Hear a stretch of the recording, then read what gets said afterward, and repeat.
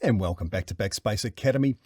In this lecture, we're going to extend our knowledge of API Gateway and have a look at ways that we can improve the performance and reliability of our APIs. We're going to look at throttling. So what happens when our API service gets too many requests that it cannot handle, and what we can do about making that better. We'll look at API caching and how we can get our regularly used content and cache that so that we get very low latency response to our requests, and also so that we can reduce the costs associated with our API Gateway service. We'll also look at usage plans that we can set up for individual users of our service, and we'll also look at some of the known issues around API Gateway.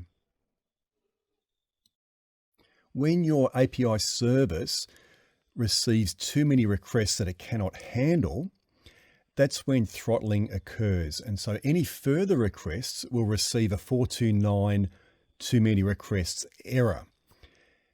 The throttling and what actually gets throttled is based upon a token bucket algorithm. And that has two components. So first off, there is a steady state rate of requests per second limit.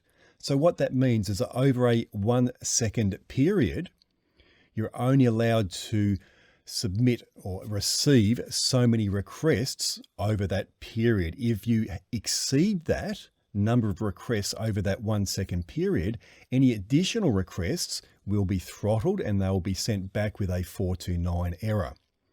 The other component is a burst total number of concurrent requests limit.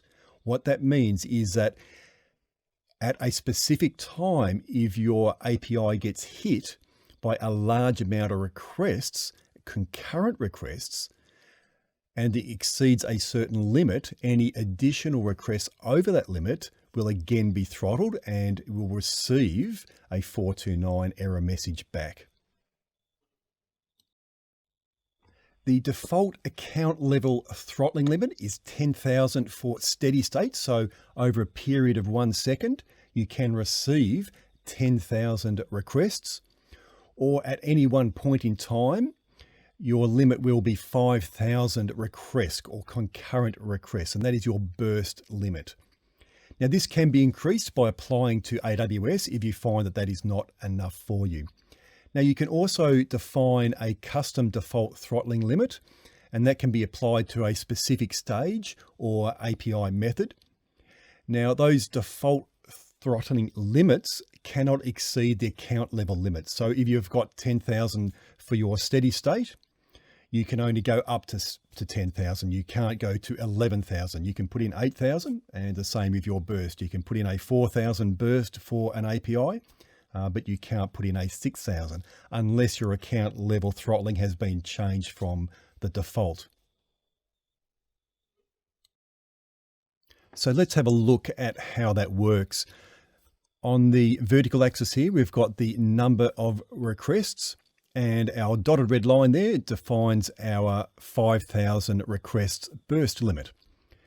And our blue line there shows the number of outstanding requests that have been received by our API. So initially, we get a burst of 5,000 requests come in. Anything above that 5,000 will be limited. And so at that point there, we are burst limited. We can only take in 5,000. And then over a certain amount of time there, that number of requests will be reduced as our API gets through those requests. And here we see it at 0.5 seconds. We have got through all of our requests. And then we receive another burst of requests. And again, we can go up to 5,000.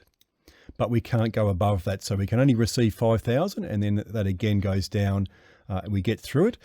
So it is burst limited, but it's not steady state limited. And that is because we've received 5,000 here, and then we've received another 5,000 requests in one specific time there. So the total number of requests that we've received over that 1 second period is 10,000, and that is below our steady state rate of 10,000 requests per second.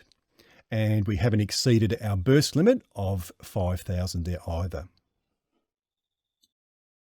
Okay, so let's have a look at another example here. So at 1 second here, we've got another burst of requests that have come in, of concurrent requests. So we can only take 5,000 of those, and anything above 5,000 will be burst limited.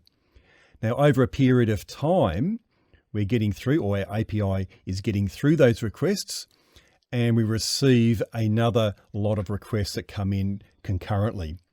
Now, we can only go up to 5,000 here, so we can only receive another 2,500 to bring us up to here. So we've already received 5,000 plus 2,500, which is 7,500. Now we're going to get through that 5,000 over this period of time here. And then at this point here, we receive another lot of requests.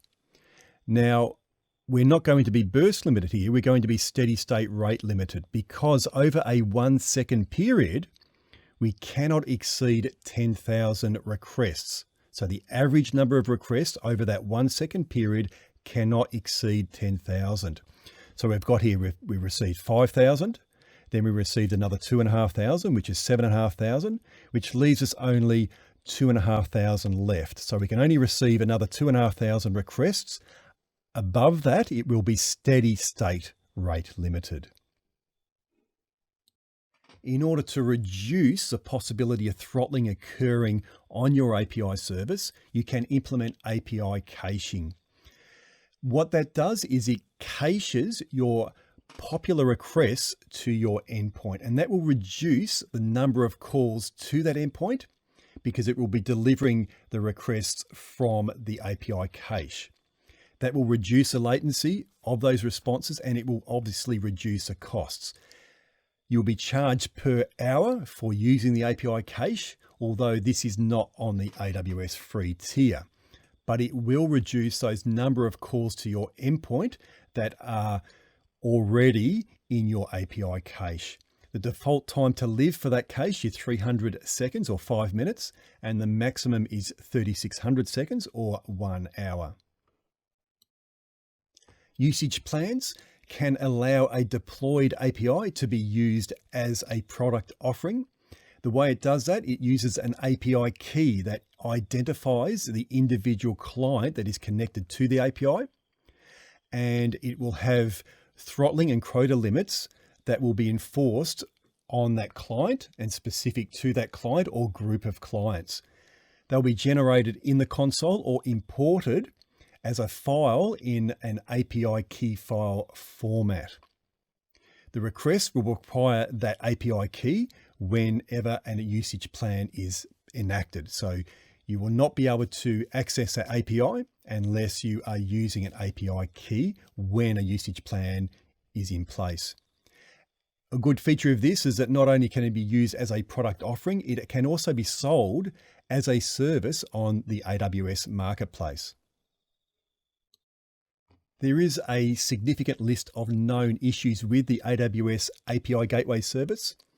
One of those being that Nginx may not fully support SSL client authentication. I think that's a significant one. Not all of the Swagger specification is implemented, although that's not such a big deal because pretty well everything you need has been implemented.